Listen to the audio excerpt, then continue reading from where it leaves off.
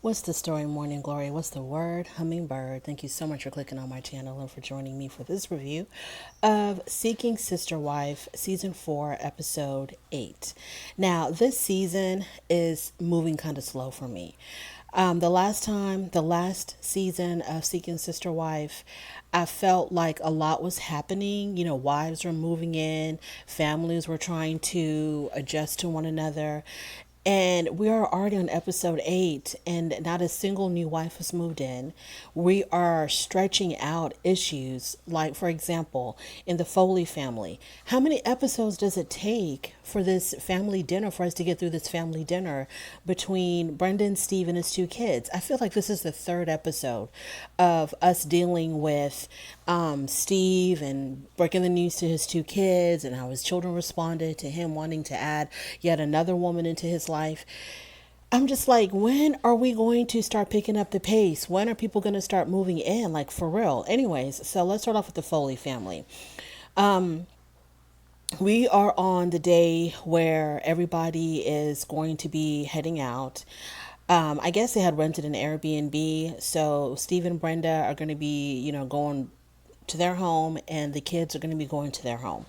So Steve says that the dinner with his kids did not go as expected. It ended up being a whole lot worse than what he thought it was going to be. And he's upset that his daughter, her response was a little bit rude.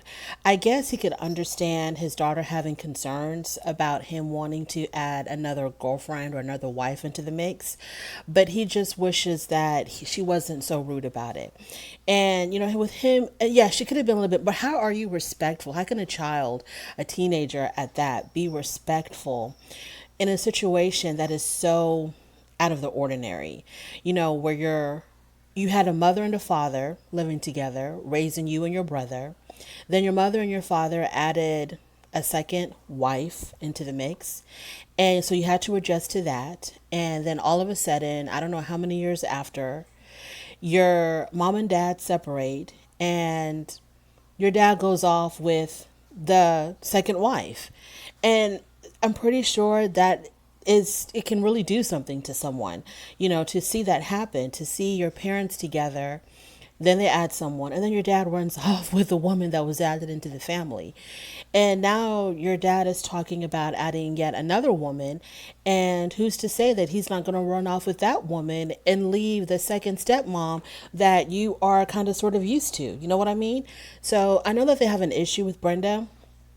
Well, definitely the daughter has an issue, with being close to Brenda, but at least she's used to Brenda. So if the dad adds April into the mix, what if dad leaves Brenda for April? So it's just a whole lot. And so I understand that he wishes his daughter wasn't so disrespectful and rude in expressing her concerns, but I don't know what is the textbook version of how a daughter communicates to her father about how she feels when her polygamist father or polyamorous father is telling them that he wants to have yet another woman into his life. What's the textbook version of that? What's the textbook reaction to that? So I just would like for Steve to be a little bit more understanding, to be a little bit more patient. And I felt like he was sort of like expressing a little bit of anger towards his daughter. And I understand that she was rude, and the things that she said, because she said it was disgusting. She said his lifestyle was disgusting. But I don't know. I wish that he would have been a little bit more sensitive to her feelings. And hopefully, I wish he would have taken more time to actually maybe sit down with her one on one away from Brenda. Sit down with your daughter one on one and really try to work this out with her. But it didn't go like that at all. He didn't like how she reacted. Next thing we know, everybody's going their separate ways. So when they get back home, Brenda invites April out for coffee. Brenda is feeling a little bit left out in the relationship, in this threesome relationship, in this polygamous relationship. So she wants to try to connect more with April. There is a stronger bond between April and Steve than there is between April and Brenda. And so Brenda wants to be a little bit more included. So she wants to work on her relationship with April. April is just, to me, she's just sort of like, yeah, yeah, okay, girl, whatever. Yeah, we'll be friends. We'll hang out. We'll try to make this work. I don't think April really cares one way or the other. The one who's really stressed about this, obviously, is Brenda.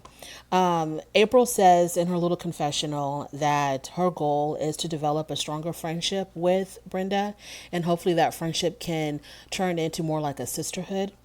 And I think Brenda asked her, I think it was the producer that asked her, would you ever grow to love Brenda? And I think April's reaction was like, let's not jump ahead of ourselves.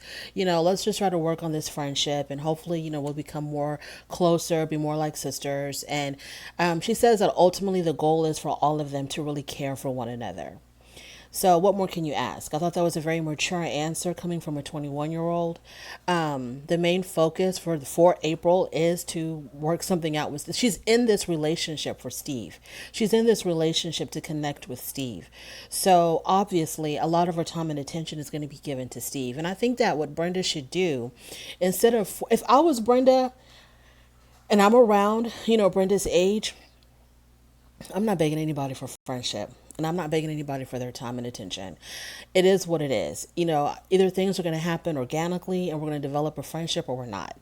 And that's just that.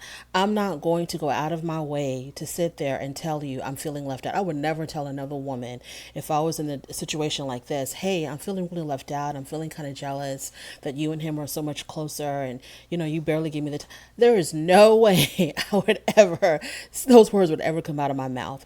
I just feel like I have a little bit too much pride. I would just be like, hey, if it happens, it happens. If it don't, it don't.